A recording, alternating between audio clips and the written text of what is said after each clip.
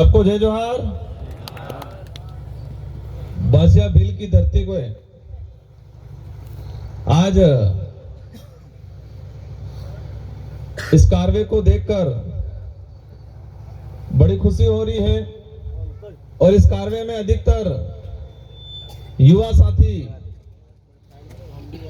साथियों का जो जोश जुनून है, उस जोश जुनून से आभास हो रहा है कि इस बांसवाड़ा की धरती पे 25 तारीख के दिन बहुत बड़ी क्रांति आएगी और जो बड़े बड़े वडले कहें या थड़ कहें वो उखड़ के कई साइड में जाएंगे, ऐसा लग रहा है इस बार। हमारे इस पांडाल में विराजमान पदाधिकारी, माताएं, बहनें, वडील, हम जिस उद्देश्य से यहाँ एकत्रित हुए हैं, आप लोग जिस उद्देश्य से आए हुए हैं और हमें जिस उद्देश्य से यहाँ बुलाया गया है, ये उद्देश्य ये है कि हमारे आने वाली पीढ़ी के लिए हम एक नई क्रांति के माध्यम से आने वाली पीढ़ी के लिए उज्जवल भविष्य, और इन वर्षों से इन लोगों ने जो यहां पर शोषण किया है, बेवकूफ बनाया है, बारी बारी से वोट लिया है, इन सारी चीजों का बदला लेने के लिए एकत्रित हुए हैं हम लोग यहाँ। आज अवश्य बांसवाड़ा के अंदर थोड़ी थोड़ी हलचल हुई होगी और मुझे लगता है यह हलचल तेजी से बढ़ेगी और 25 तारीख तक एक नई क्रांति के रूप में एक नया परिवर्तन लाएंगे। साथियों, हमें इतिहास में जाना पड़ेगा कि इन लोगों ने क्या किया। आज हम जिन महापुरुषों की तस्वीरें यहां लगा रखी है, इन महापुरुषों की जो कल्पना थी, इन महापुरुषों ने जो संघर्ष किया, अपनी जान गंवाई, और उन्होंने जान इसलिए गंवाई थी कि इस देश का आदिवासी, दलित, पिछड़ा, गरीब व्यक्ति आगे आए। और इससे पहले की अगर बात करें तो हमारे देश को आजाद कराया हमारे पुरखों ने। हम किताबों में पढ़ते हैं कि 1857 से देश की क्रांति स्टार्ट हुई, लेकिन हकीकत भी उससे ज्यादा है। 1737 के आसपास से देश के अंदर हमारे पुरखों ने अंग्रेजों से लड़ाई लड़ना स्टार्ट कर लिया था। इससे पहले मुगलों से लड़े, राजा रजवाड़ों से लड़े, और 3 पीढ़ियों की लड़ाई, 3 पीढ़ियां खप गई। इस देश को आजाद कराने के लिए हमारे समाज की 3 पीढ़ियां खप गई और इन 3 पीढ़ियों में लाखों लोग मारे गए। और इसके बाद ये देश आजाद हुआ। आजादी के वक्त कल्पना की थी कि लोकतंत्र, जनता के हाथ में राज रहेगा, इस समाज का कल्याण होगा, ये कल्पना की थी हमारे पूर्वजों ने। लेकिन गोरे अंग्रेज चले गए और इस देश की चाबी काले अंग्रेजों के हाथ में आ गई और इन काले अंग्रेजों ने बारी बारी से लूटने का काम किया और हमारे भोले भाले समाज को बेवकूफ बनाने का काम किया। दुख की बात यह है कि हमारे साथ शोषण कैसे हुआ, हमारे अधिकारों का हनन कैसे हुआ, वही जानकारी हमारे वडीलों को नहीं है और इसीलिए आज वडील कांग्रेस बीजेपी का झंडा पकड़ के घूम रहे हैं।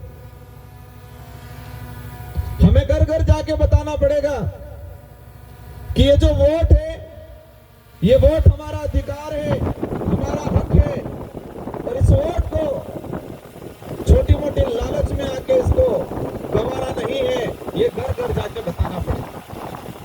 ये जो वोट, इस बार का जो वोट है, 2023 की विधानसभा का जो वोट है, ये हमारे पुरखों के जो संघर्ष था, हमारे बाप दादा ने जो कांग्रेस बीजेपी को वोट देके मजबूत बनाया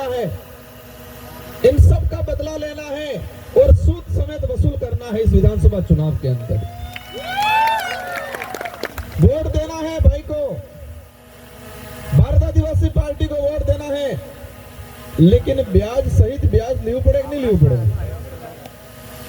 हमारे वोट लेके मंत्री संतरी बने और मंत्री संतरी बन के शेड्यूल एरिया के अंदर संविधान के विरोध में जाके आरक्षण बेचने का काम किया है, तो ये बदला लेना पड़ेगा कि नहीं लेना पड़ेगा। आज देश के अंदर मैं रास्ते में आ रहा था, कह रहे थे, ये बड़े बड़े पोस्टर लगे हुए थे कि हम नारियों का सम्मान करती है भाजपा। कोई लिख रहा था कमल खिलेगा, राजस्थान खिलेगा।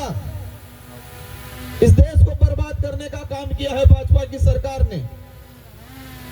इस देश को कर्ज में डुबो दिया है, अंग्रेजों से ज्यादा लूटने का काम किया है। आज देश की अर्थव्यवस्था खत्म हो चुकी है और 2014 के अंदर चुनाव लड़े केंद्र में और उन्होंने नारा लगाया और उनके घोषणा पत्र में लिखा कि 15-15 लाख रुपया प्रत्येक खाते में आज डाल देंगे। ये बोला नहीं बोला उन लोगों ने। 1 करोड़ नौकरियां लगा देंगे, ये बोला। और हमारे बड़े बुजुर्ग बहकाव में आ गए और 15-15 लाख तक किया अब जा, और हम टीएडी ने पैसा आता था खत्म कर दीदा, कम कर दीदा। 1 करोड़ नौकरियां तो कहां दी। और भी हमारी जो सरकारी संस्थाएं थी, सरकारी यूनिवर्सिटी थी, रेलवे था, इन सबको बेचने का काम किया भाजपा की सरकार ने। ये आरक्षण पे कुटारा गा थे। इन लोगों ने आरक्षण को खत्म करने के लिए सरकारी संस्थाओं को निजीकरण करने का काम किया है और इसलिए उनको एहसास कराना है कि यहाँ की जनता बिकने वाली नहीं है, यहाँ की जनता टिकने वाली है। क्या करने वाली है? टिकने वाली है। और बड़े बुजुर्गों को विशेष समझाना है, इस क्षेत्र का जो पानी है, उस क्षेत्र की जो मिट्टी है, और इस मिट्टी में, इस पानी में इतना ताकत है, यहाँ का जो ब्लड है, उस ब्लड में इतना ताकत है। और हमारे जो पूर्वज थे, हमारे वडील थे, इतने ताकतवर थे, इतने शक्तिशाली थे, एक मार्शल कौम थी। लेकिन कांग्रेस बीजेपी ने मानसिक रूप से इस मार्शल कौम को गुलाम बना के रख रखा है। और इस बात को लेकर अधिकतर जगह मैं एक उदाहरण देता हूं और वो मैं आज यहां देना चाहूंगा। वो इसलिए देना चाहूंगा कि बुजुर्ग वडील कम आए हैं, युवा आए हैं, और मेरी इस बात को आपको घर पे जाके इन वडीलों को समझाना है। और बात यह है, एक उदाहरण के माध्यम से समझाना चाहूंगा और लगभग वो हकीकत घटना है। अपने चित्तौड़ और राजसमंद के बीच में एक व्यापारी ने एक जमीन ली होटल बनाने के लिए, और उसने होटल बनाई। होटल बनाने के बाद पास में पानी की टंकी बनाई थी और होटल चल नहीं रही थी उसकी, बराबर होटल नहीं चल रही थी, वो टेंशन में था। और उसी दौरान उस पानी की टंकी पे जंगल से जानवर पानी पीने आते थे और एक दिन उसने शेर को देख लिया उस पानी की टंकी पे पानी पीता हुआ, और व्यापारी के दिमाग में खुरापाती आई और विचार किया उसने कि एक ताकतवर जानवर, जंगल का जो राजा है, उसको कैसे गुलाम बनाऊं और उसको गुलाम बना के मेरी होटल कैसे चलाऊं। और उसने उस पानी की टंकी के अंदर अमल मड़ाबान काम कर दी, तो अफीम, थोड़ा थोड़ा अफीम डालने का काम कर दिया, और वो शेर उसी पानी का आदी बन गया और फिर उसी जगह पानी पीता, दूसरी जगह पानी पीता, तेने स्तर नहीं बुझती थी। वो एक जंगल का ताकतवर जानवर, जो राजा, वो दूसरी जगह पानी पीने जाता, उसकी प्यास नहीं बुझती, उसी टंकी पे पानी पीता और यही प्यास बुझती, टंकी के पास ही पड़ा रहता। और मार्केट में उस व्यापारी ने बात चलाई कि इस होटल पे खाना खाने आओगे तो शेर दिखने मिलेगा। और ये बात अगर बांसवाड़ा में चल जाए कि उस होटल पे खाना खाने जाएंगे तो शेर दिखने मिलेगा, तो होटल पे लाइन लगेगी कि नहीं लगेगी? तो उस व्यापारी ने अपनी होटल चलाने के लिए, जंगल का जो राजा था, जंगल का ताकतवर जानवर था, उसको अफीम का पानी पिला पिला के गुलाम बना दिया, टंकी के पास बिठा दिया और खटीक पहुंच जाए 1-2 किलो अटकलाविन नाके मिलतो और फिर अटका साटी पानी पीने बेच रहते। इसी तरह कांग्रेस बीजेपी ने हमारे बड़े बुजुर्ग वडीलों को इस पार्टी का नशा पिला पिला के कमजोर कर दिया है। और इस बार कई बार बड़े बुजुर्ग वे जैन पानी पीते तरबूजे अगले हम जाड़वो है कि तुम्हें ताकतवर हो, स्वाभिमानी हो। हमारे पूर्वज स्वाभिमान की लड़ाई लड़ते थे और इस कांग्रेस बीजेपी ने पेट भरने के लिए लड़ाई लड़वाने का तैयार किया। हमारे पूर्वज हक की लड़ाई लड़ते थे और कांग्रेस बीजेपी ने पेट भरने की लड़ाई लड़ने के लिए तैयार करा दिया आज। और आज देखा होगा ये सरकार क्या क्या कर रही है हमारे साथ, कितना लॉलीपॉप दे रही है। 2 साल हो गए बच्चों की छात्रवृत्ति नहीं आई है, लेकिन इन महिलाओं को पुरुषों को अभी छोटा छोटा पैकेट दे दिया, थैली हो 200 रुपये नहीं। और आप दिल से बताओ कि जो सरकार की योजना के तहत वो सामान मिले तो सामान काटो है कि सामान वाली थैली काटी है। इस सामान वधार रहे कि थैली घेर में वधार रहवानी है। और नाम 100 ग्राम मरसू आवे, ये मरसू 2 दाड़ा 4 दाड़ा साले, 1 साल में 12 महीना, 5 साल में 60 महीना। और 60 महीने कुछ नहीं किया, 2 महीनों के लिए दिया। और 1 महीने का जो सामग्री है 4 दिन चलने वाली है और 4 दिन 8 दिन चलेगी। 5 साल में 8 दिन का भोजन देके हमको बेवकूफ बनाने का काम कर रहे हैं। और ये बात मैंने विधानसभा में भी बोली है कि हमको फ्री की योजना नहीं चाहिए, इस समाज को आत्मनिर्भर बनाओ।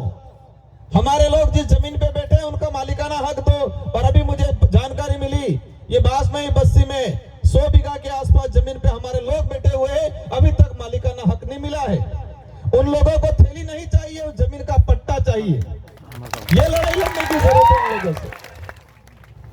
आगे भी कार्यक्रम है, युवा साथियों से कहना चाह रहा हूं मैं, हम आए, हमने बोला आपने तालियां बजा दी, वहां तक नहीं जमेगा।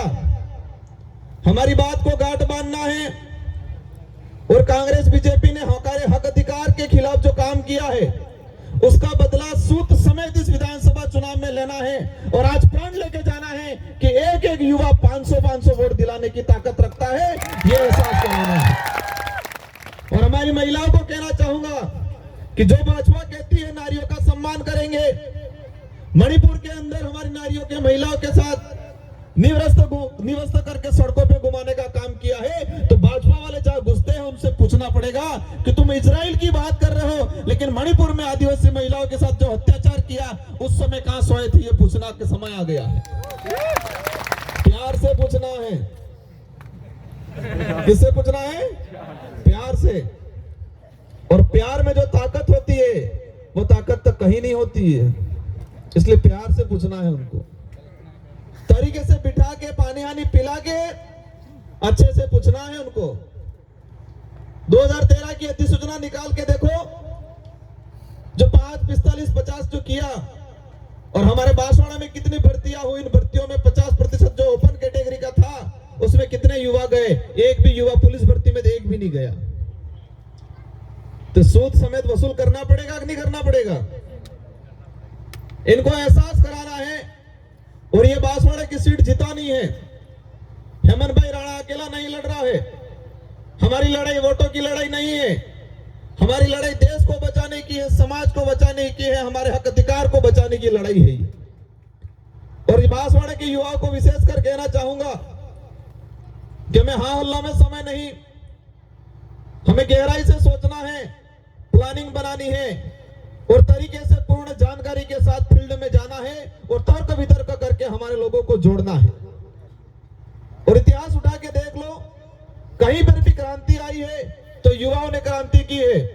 देश को आजाद कराया है, इसमें बहुत बड़ा रोल युवाओं का रहा है। तो इस बार अनुसूचित क्षेत्र के अंदर सत्ता पलटने का काम भी अनुसूचित क्षेत्र का युवा करेगा, ये उम्मीद करना चाहूंगा आपसे।